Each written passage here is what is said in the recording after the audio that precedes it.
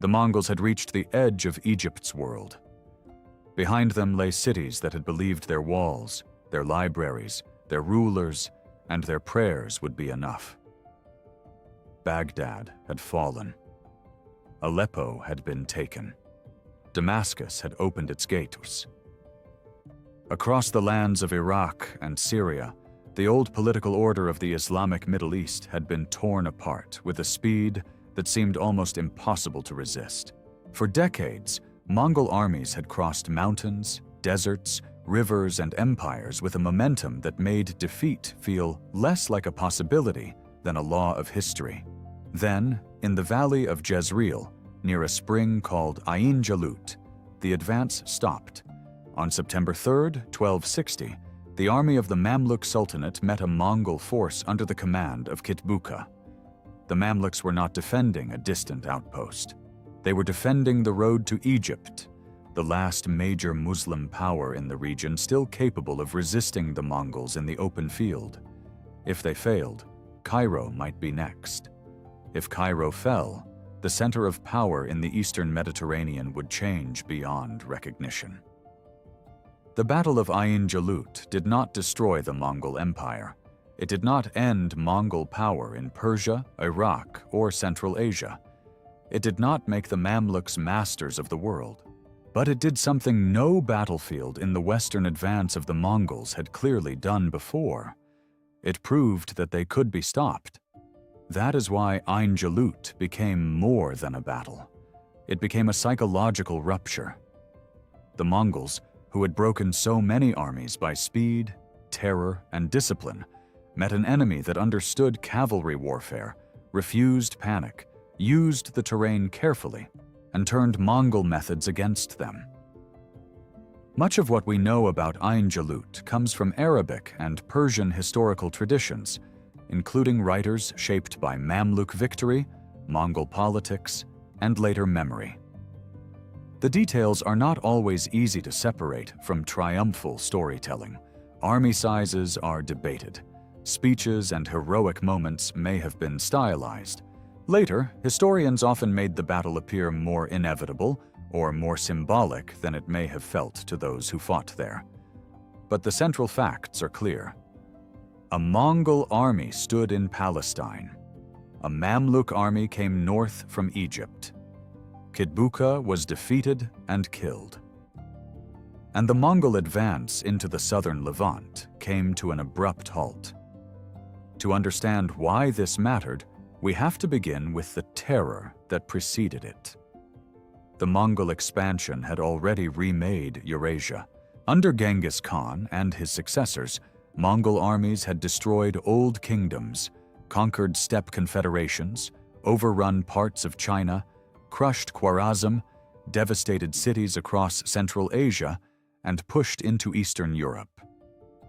Their power rested on mobility, discipline, intelligence networks, psychological warfare, and an ability to coordinate mounted forces across enormous distances. They were not simply a horde moving without structure. They were an imperial war machine. Mongol armies used scouting, feigned retreats, encirclement, siege engineers, captured specialists, strict command systems, and calculated terror. Cities that resisted could be destroyed as warnings.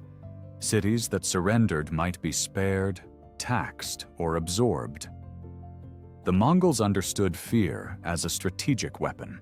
The reputation of their violence often moved ahead of the army itself, weakening resistance before battle began. By the middle of the 13th century, the Mongol advance had reached the heartlands of the Islamic world. In 1258, Hulagu Khan, a grandson of Genghis Khan, captured Baghdad. The Abbasid Caliphate, which had once stood as the symbolic center of Sunni Islamic authority, was shattered. The destruction of Baghdad became one of the great traumas of medieval Islamic memory. The caliph was killed. Libraries, palaces, and institutions tied to centuries of rule were devastated. The city survived, but the old Abbasid political world did not. The shock was immense. Baghdad was not just another city. It was a name that carried the weight of caliphs, scholars, poets, jurists, merchants, and imperial memory. Its fall told the region that no prestige was enough to stop the Mongols. After Baghdad, the Mongol advance moved into Syria. Aleppo fell after resistance. Damascus surrendered. Local rulers, commanders, and cities had to decide whether to resist, submit, flee, or negotiate. The old Ayyubid order, already fragmented after the age of Saladin, could not mount a unified defense. Some princes cooperated with the Mongols, others waited, others were swept aside. The Crusader states on the coast watched carefully. The Mongols were not only an Islamic concern. Their arrival altered the balance for everyone. Muslims, Christians, Armenians, Franks, and local communities caught between powers. Some Christian rulers, especially in Cilician Armenia and Georgia, had relationships with the Mongols or served alongside them under varying conditions. The Latin Crusader states were divided in their response. They had old enemies among the Muslims, but the Mongols were a new and dangerous force whose long-term intentions were uncertain. The world of the Levant was being rearranged. Then came Egypt. Egypt was ruled by the Mamluks, a military regime born from soldiers who had originally been enslaved, trained, converted, and elevated into an elite warrior class. The Mamluks were not a weak remnant waiting for conquest. They were hard, disciplined, and deeply military in character. They had already seized power from the Ayyubid dynasty in Egypt, and their legitimacy was still being shaped through victory, defense, and control of Cairo. Their society was built around cavalry warfare. This mattered. The Mamluks were trained horsemen and archers.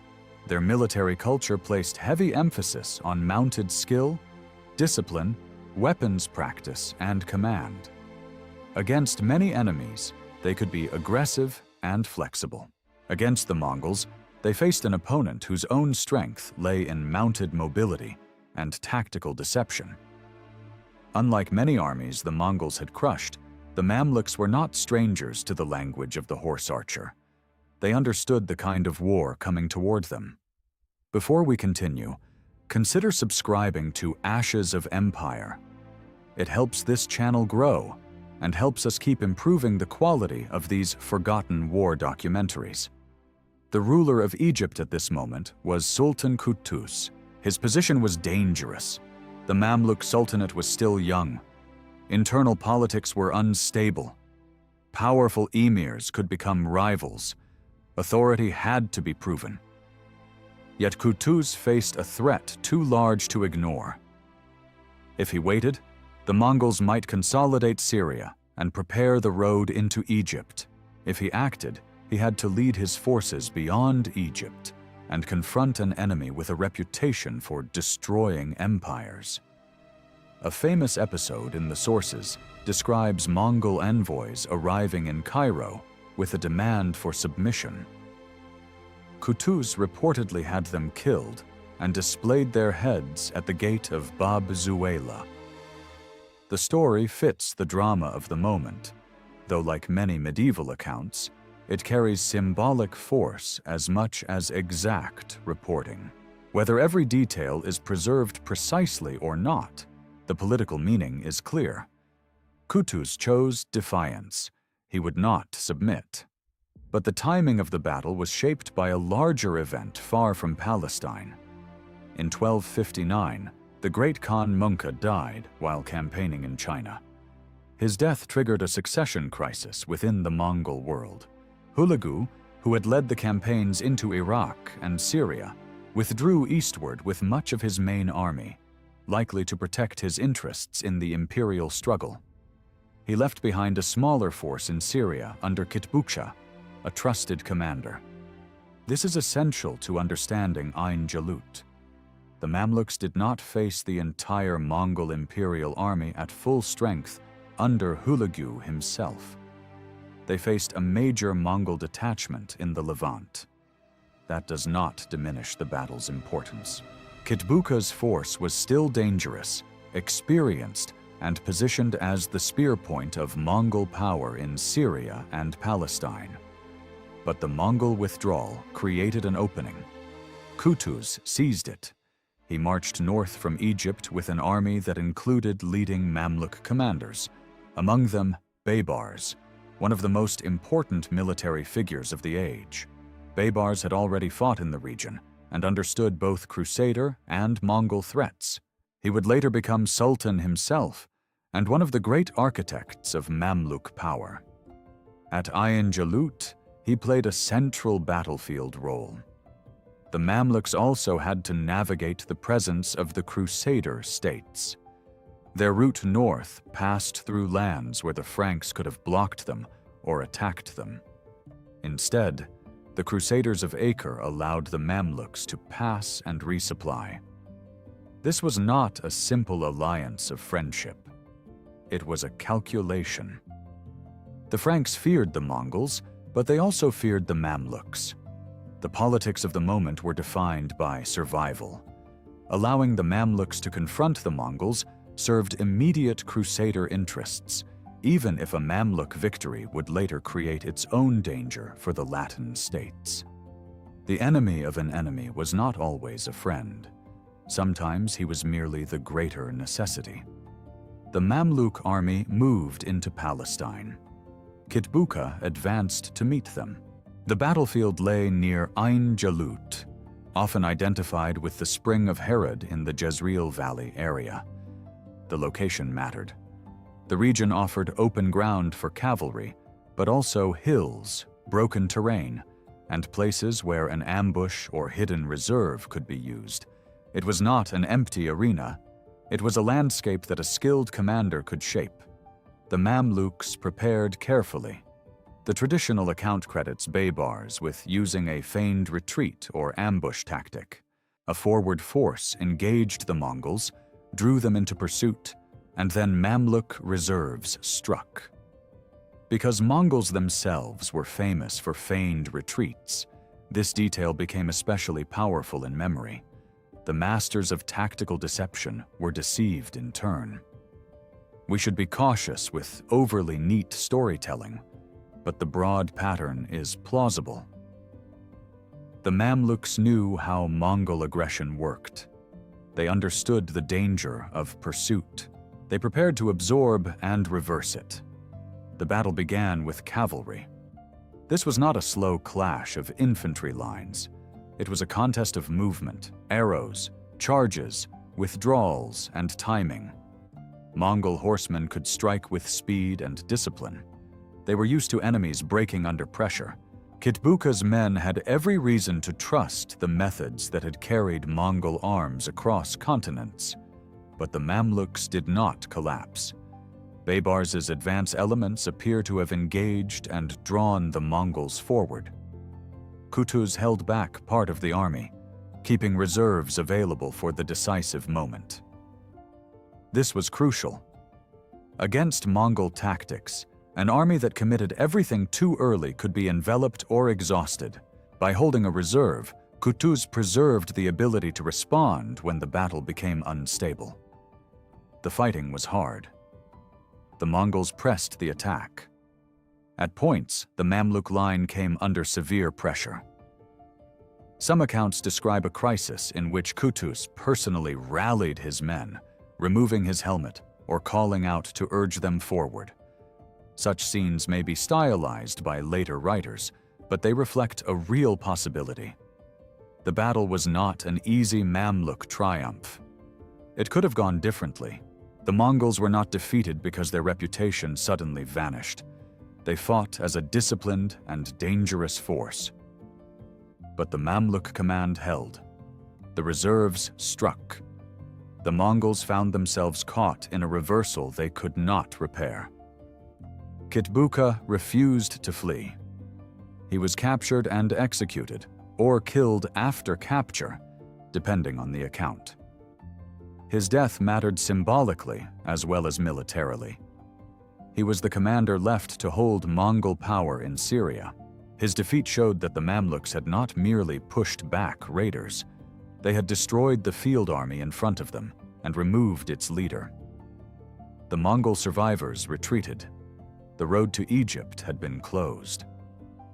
If you want more forgotten conflicts where the fate of entire regions turned on a single day of pressure and timing, subscribe to Ashes of Empire. Some battles matter because of what they conquer. Others matter because of what they prevent. The immediate consequences were enormous. After Ain Jalut, the Mamluks moved to recover Damascus and reassert control over Syria. Mongol authority in the region collapsed, at least for the moment. Local rulers and cities had to adjust quickly to the new reality. The Mamluks had not only defended Egypt, they had gained the opportunity to become the dominant power in Syria as well. This transformed the eastern Mediterranean. Before Ain Jalut, the region might have fallen under deeper Mongol control. After Ain Jalut, the Mamluks became the main military power between the Crusader coast, the Syrian interior, and Egypt. Cairo's role expanded. The Mamluk Sultanate could now present itself not only as a regime of military rulers, but as the defender of Islam against the Mongols. That legitimacy mattered. The Mamluks had come to power through force. Their status as former military slaves turned rulers could be politically sensitive. Victory against the Mongols gave them a powerful claim to authority. They had succeeded where older dynasties had failed. Baghdad had fallen. Damascus had surrendered. But Cairo had acted. At Ain Jalut, the Mamluks created a political myth rooted in real military success. Yet the aftermath was not stable. On the return from the campaign, Qutuz was assassinated, and Baybars became sultan. The exact motivations involve Mamluk factional politics, personal ambition, and unresolved tensions among commanders. The man who had led Egypt through one of its greatest victories did not live long to enjoy it. This was not unusual in the Mamluk world. Military power created rulers. It could also destroy them. Baybars, once in power, built on the victory. He became one of the most formidable rulers of the Mamluk Sultanate, fighting Crusader strongholds, strengthening military institutions, and continuing the long struggle against Mongol attempts to return. The Mamluks and the Mongol Ilkhanate would clash again in Syria over the following decades. Ain Jalut did not end the war forever, but it set the pattern. The Mongols could invade Syria. They could raid, return, threaten, and defeat armies elsewhere. But they could not easily break through and hold Egypt. That is the real meaning of the battle that stopped the Mongols. It did not stop Mongol power everywhere. It did not end the Ilkhanate. It did not erase Mongol influence in the Middle East. Hulagu and his successors continued to rule Persia and Iraq. They remained major players in regional politics. They made alliances, threatened Syria, and fought the Mamluks repeatedly. Ain Jalut stopped a specific advance at a specific historical moment. But that moment mattered because of where it stood. If Kitbuka had won, the Mongols might have secured the Levant and opened the road toward Egypt. No one can say with certainty that Cairo would have fallen. Geography, logistics, disease, politics, and the Nile all mattered. But a Mamluk defeat would have removed the strongest organized resistance in the region. The balance of the eastern Mediterranean would have shifted dramatically. Instead, the Mamluks survived. And then they expanded. The Crusader states were among the long-term losers. In the immediate moment, the Franks may have been relieved that the Mongols had been checked. But the power that checked them wasn't friendly to Crusader survival. Under Baybars and later Mamluk sultans, Crusader castles and cities came under relentless pressure. Antioch fell to Baybars in 1268. Acre, the last major Crusader capital on the mainland, would fall to the Mamluks in 1291. Ain Jalut helped create the Mamluk confidence and strategic position that made those later campaigns possible. The battle, therefore, did not simply preserve the Muslim Middle East from Mongol conquest. It helped decide who would dominate the Levant after the Mongol storm passed. For the Mongols, the defeat had another consequence. It exposed the limits of imperial reach. Mongol armies were extraordinary at long-distance warfare, but even they depended on command unity, political stability, grazing land, remounts, supply, and strategic focus. The death of Munka had pulled Hulagu away. The Mongol world was not a single machine moving forever in one direction. It was an empire of competing branches, dynastic interests, and logistical realities. Ain Jalut showed that a Mongol force far from the center of imperial decision-making could be isolated and defeated. This did not make the Mongols weak. It made them historical. They were subject to distance, politics, leadership, timing, and terrain like every other power. That is why the battle has often been remembered with such force. For people living under the shadow of Mongol conquest, Ain Jalut offered proof that the conquerors could be beaten in the field. The psychological impact may have been as important as the military one. Terror had been one of the Mongols' greatest weapons. A defeated Mongol army weakened that terror. Fear did not vanish, but it was no longer absolute. The scale of Ain Jalut is best understood by looking at the chain of events that led to the valley. In just a few years, the Mongols had destroyed the Abbasid Caliphate in Baghdad, taken major Syrian cities, shaken Crusader calculations, and threatened Egypt. The Mamluks marched north not merely to win territory, but to prevent the next stage of a conquest that had already consumed much of the region's political order. The battle compressed decades of Mongol expansion into one urgent question. Would the next great center fall? At Ain Jalut, the answer was no. The Mamluks did not win because they were morally destined to win. They won because they had the military culture, leadership, timing, and battlefield discipline to take advantage of a rare Mongol vulnerability. They fought on ground where they could use ambush and reserves. They faced a Mongol force separated from Hulagu's main army. They held together under pressure, and they turned the enemy's confidence into exposure. This is the difference between legend and history. Legend says the unstoppable were stopped because fate demanded it. History shows a narrower, sharper truth. The Mongols were stopped because, on that day, under those conditions, against that enemy, their system failed. Ashes of Empire follows the battles and sieges where great powers discovered the edge of their reach. Subscribe to keep exploring the forgotten wars that decided which worlds survived. There is another reason Ain Jalut matters. It preserved Cairo as a center of power and culture at a moment when Baghdad had been devastated.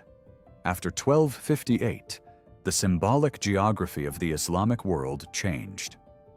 The Abbasid Caliphate, in its old political form, was gone. The Mamluks later hosted an Abbasid Caliphate in Cairo, largely symbolic but useful for legitimacy. Egypt became not only a military center, but a guardian of religious and political continuity in a world shaken by Mongol conquest. Without Ain Jalut, that role might have been impossible. The battle also confirmed the importance of professional military institutions in the medieval Middle East. The Mamluk system had many brutal and unstable features. It was built on military slavery, elite competition, and frequent internal violence. Sultans could rise quickly and die quickly. Yet, as a military structure, it produced commanders and soldiers capable of meeting one of the most dangerous armies in the world. That contradiction is central to Mamluk history. The same system that made politics violent made the army formidable. Kutus embodied the urgency of the moment. Baybars embodied the future that followed. Kitbuka embodied the reach of Mongol power and the danger of being left to hold a frontier at the edge of an enormous empire. Each man stood inside a larger system, and the battle decided which system would command the Levant in the years ahead. Ain Jalut also reminds us that world history is often shaped by interruptions. The Mongol advance across Eurasia can look, from a distance, like an unstoppable wave. But every wave meets geography, politics, and resistance. The death of a great Khan in China could affect the size of an army in Syria. A decision in Cairo could decide the fate of Damascus. A battlefield in Palestine could influence the future of Crusader castles, Egyptian legitimacy, and Mongol strategy. History does not move in straight lines. At Ain Jalut, the line broke. The Mongols would return to Syria. The Mamluks would fight them again. Victories and defeats would continue. But after 1260, the Mongols never absorbed Egypt. They never built a permanent empire over the southern Levant and the Nile. The Mamluks remained. Cairo endured. The Crusader states faced a new and relentless enemy. The Ilkhanate turned increasingly toward the politics of Persia, Iraq, and its rivalry with the Mamluks, rather than the immediate conquest of Egypt. That is enough to make Ain Jalut one of the decisive battles of the medieval world, not because it ended all Mongol expansion, because it denied the Mongols the next door. The spring of Ain Jalut was not a grand capital. It was not Baghdad, Damascus, Cairo, or Jerusalem. It was a place of water and ground, a battlefield chosen by movement and necessity. Yet for one day, it became the place where the future of the Middle East narrowed into the decisions of commanders and the endurance of cavalrymen. The Mongols came with the memory of cities already broken behind them. The Mamluks came with the knowledge that if they failed, Egypt might stand alone before the same fate. The battle that followed did not erase the terror of the Mongol age. It did not undo Baghdad. It did not restore the dead or rebuild what had been burned. But it changed what could happen next. After Ain Jalut, the question was no longer whether anyone could defeat the Mongols. Someone had. And that fact altered the imagination of the age. For the Mamluks, it became a foundation of power. For the Mongols, it became a boundary. For the Crusader states, it helped reveal that the force which saved them from one danger would become the instrument of their decline. For the wider Middle East, it marked the moment when Cairo, not Baghdad, became the strongest shield against the storm from the east.